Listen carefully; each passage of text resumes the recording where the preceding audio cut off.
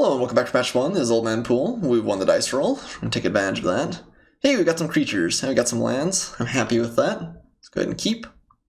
Sea Red and Hardy Veteran's actually fairly hard hitting. That turns this into a 4/5 aggressive creature. That might be tough for our opponent to beat. Obviously, if they've got like cheap removal, it can be dangerous, but that might be our line, especially if we don't find another land. Okay, well, another land it is. Start with our Hardy Veteran, and plan on just dropping Sea Red on it. And it's very possible this card just runs away with the game, especially if he's playing a deck that doesn't have a real easy way to kill it. So outside of like Impale, there's not tons that gets us here. Woodland Stream was a nice draw.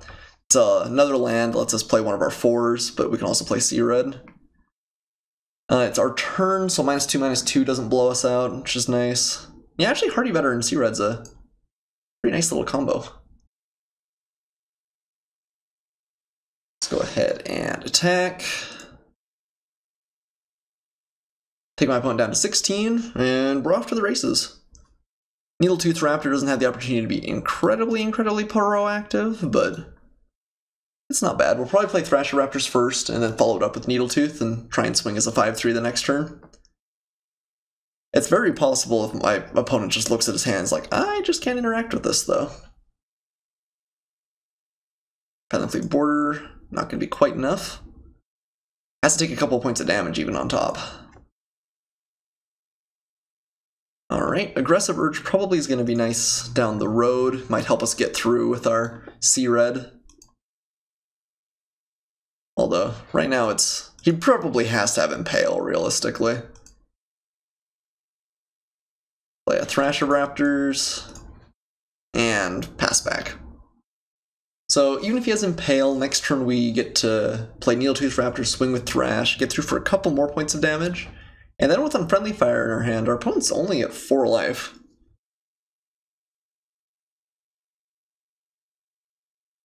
I did the Stampede. Okay. That is a not terrible roadblock for us. So he still can't interact with the Hardy Veteran very well. He can double block Thrash, but it gets a trade for the night then. I think we are just playing Needletooth Raptor. If we do find our 4th land, we start playing, or 5th land, then we can do like Aggressive Urge and Frill Death Spitter next turn. Frill Death Spitter is another couple points of damage, so we have 6 points of direct damage in our hand. That's going to be hard for our opponent to deal with. Hardy Veteran is likely to take him down to 6 here. So I think there's pretty much no question that you block the Thrasher Raptors. It's possible he leaves the Knight back and takes an extra 2 points of damage. Obviously we're happy with that, but it probably means he has a big threat that he needs to resolve next turn. And he can't afford us killing the Knight of the Stampede. But yeah, we showed off how good Sea Red can be when your opponent can't answer it. Like, I think that's probably game. Ooh, he doesn't even have a Dinosaur to follow it up? I mean, he chump blocks. If we find any land, he just dies, though. Okay, no land quite yet. We can still cast Aggressive Urge with the Needletooth Raptor and get a Trailblazer in, though. And that might be enough on its own.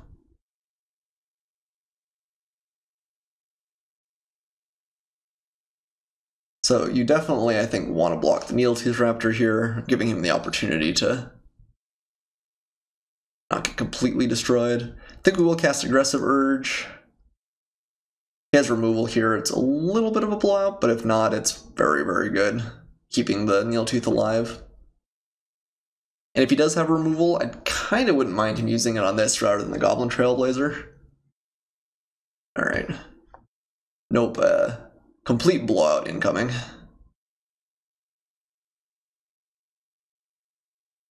We even have Mutiny. Man.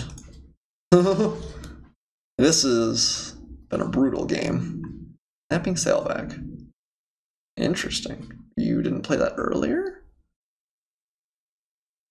I guess he didn't want to get shot by the Needletooth Raptor. Okay, that's a little bit interesting. This actually was probably a clever play, because he played the Knight of the Stampede, or sorry, the Snapping Snailback with the Knight of the Stampede, trigger, or the trigger from the Needletooth Raptor was going to kill the Knight of Stampede, but he wanted the cost reduction without us being able to target. So that was actually, I think, good timing by my opponent.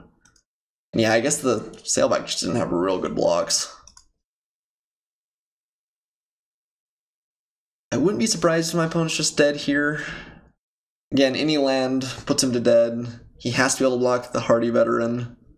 And even if he's got something to block there and another creature, the Trailblazer gets in for 2. He's got to be able to survive through Mutiny. Yeah, I think we got him. We drew exceptionally well this game. I think probably as well as we possibly could have in the deck. Like, we had creatures in a deck that doesn't have as many creatures as I would like. We had combat tricks when we needed them. Wow, he has Tetsamok and he just never had the opportunity to play. Pretty good. So we can just kill him here though, right? We Mutiny, hit there, swing, and then however we look at it, my opponent is dead.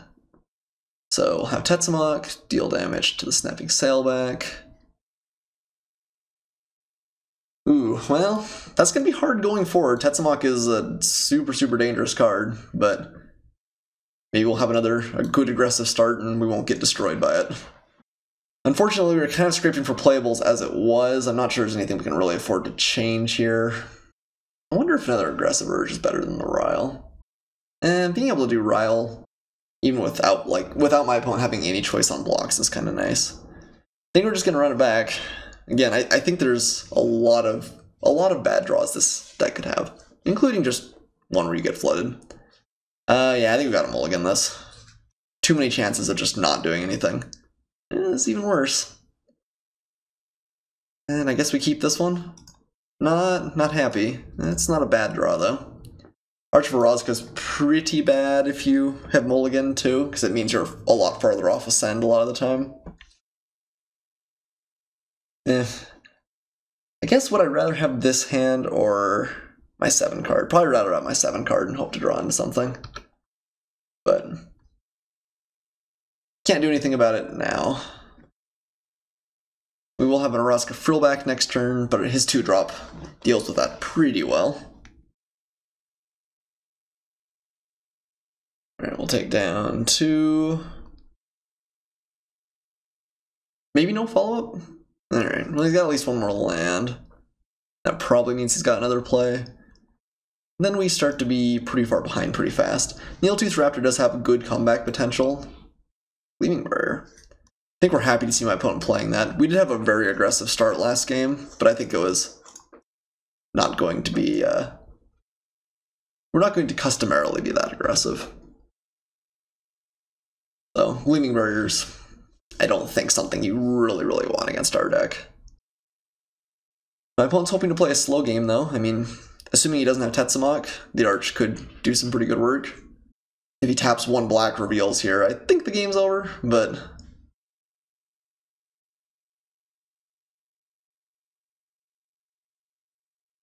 I'm not going to trade. I think it's likely that the Frillback can swing into whatever he's got, although I guess if he swings, he thinks he's okay trading. So can Archer. Alright. No, that's... I mean, that doesn't stop the Frillback, which is nice. Ooh. Reckless Rage with Needletooth Raptor does have some potential. Let's swing with our Frillback. Play the Raptor. And then pass. Opponent did not reveal Tetsamok, which is good for us. I think you always do. There's not a whole lot of point keeping it secret. Alright. That's a little bit worrisome, because that might mean that he really wants to hit 6. Maybe he's got something huge. But if he does have something massive, Needletooth Raptor takes care of everything but Colossal Dreadmaw and some rares. If we really need to kill something, we can. And, I mean, he just kind of threw away his Gleaming Barrier. I don't think that's usually what you're hoping to have for your card.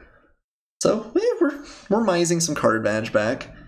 We're still multiple turns away from Arch Varazka, but if that goes online, that could draw us out of a long game too. Alright, Hunt the Weak. Not something we're really happy to see there. Okay, yeah, he's got Tetsamok. I don't think we're winning anymore, but...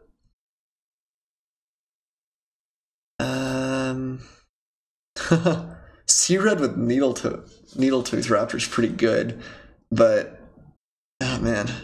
I guess when he brings in Tetsamok, we can Reckless Rage our own Raptor, kill Tetsamok at least, and then maybe we'll find a good threat for Sea-Red and we can ride that to victory. I guess. It's a little bit interesting that he used Hunt the Weak on the Frillback. Why would you do that? I feel like I would be awfully tempted to just get extra value with Tetsamok. I guess you want the 2/5? I don't know. Alright. So here's the battlefield, so it isn't going to be a trigger then, so it does work the way I want it to. Just one last double check. So choose a creature I don't control. That one. It's a little bit shame that we have to use both of these effects to kill it, but we can kill it at least. So it's a 2-for-1, but at least it's not more than that. And I think Tetsamok has the potential to be a whole lot worse. And now we just need to find a threat to drop Sea-Red on. And hope not to die. Oh man, Dawn's Climb. Such a good card, but you're not very good right now. Still play it though. I mean, if we find a nice big threat for next turn, we'd like to be able to put a counter on immediately, even if we have to tap like 5 mana for it. But we'll take 4 here. Kind of have to hope he doesn't have another follow-up. We're already on the back foot. He's got just a big dinosaur here, we're in trouble. Yeah, that counts as a big dinosaur. Well, alright. Unfortunate. I think we played okay, but the Mold of 5 with a Tetsamok is kind of tough. Let's go to game 3. At least we could be on the play there. Still don't think we really can change anything. I would like to play first. And this hand's pretty good. Let's go ahead and keep it. I have a couple of solid creatures and a couple of solid combat tricks. It's likely the Hardy Veteran will be able to swing on turn 2 into whatever my opponent's got. This hand has trouble against Tetsamok, but there aren't very many hands that don't. It is nice that, even though I think that it's probably the best bomb in the format and it's pretty tough to beat, I actually think that even though there's some really good bombs in Rivals of Ixalan, I don't think it's as bad as some people have made it out to be. Jungleborn Pioneer or the Frilled Death Spitter first? I guess Death Spitter swings a little bit better, especially with something like Aggressive Urge. I think we'll play it first. Take my opponent down to 18.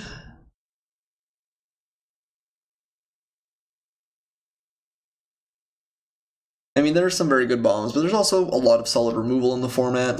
A lot of the really expensive bombs do cost a lot. Even Tetsamok costs 6. Like, there are gonna be times where you just can't do that. Ooh, Captain's Hook. That's a super sweet card. Kind of slow right now for my opponent, but that's a very real card. I'm hoping that we'll just have enough tempo edge here that my opponent won't be able to beat us, though. We've got a lot of card advantage. Well, sorry, we have a lot of tempo advantage. And then we've got some really good combat tricks to help us get our creatures through. My opponent really has to have a pretty good play here. For instance, this is another hand that's just aggressive enough, and my opponent's been slow enough that even if he did have Tetsamok, I don't think he realistically wins. Ooh, looks like he kept a pretty slow one. So this turn we swing for how much? 8. We can't actually quite go for lethal even if we wanted to. I think he's probably got some sort of removal here. But let's go ahead and swing first of all, then we'll play Evolving Wilds and the Trailblazer. Our lands have been good to us, now that I think about it. I was a little bit concerned with as few as we were running, but What if he has... Actually, I think I want to sandbag the Trailblazer. Because if he has Secrets of the Golden City, is that what it's called? Something like that. The -2/-2 to everything we just lose on the spot if we play the Trailblazer. I'm actually gonna hold on to it. You'd have to be pretty ballsy not to use it last turn, but well, as it is right now, if he doesn't have that card, we're probably winning. So, okay, yeah, it looks like my opponent maybe kept kind of a speculative or kind of a slow hand, and we just managed to run him over. Well, cool, we beat Texamok. Let it go down. Happy for the match win. I'll see you guys for match 2.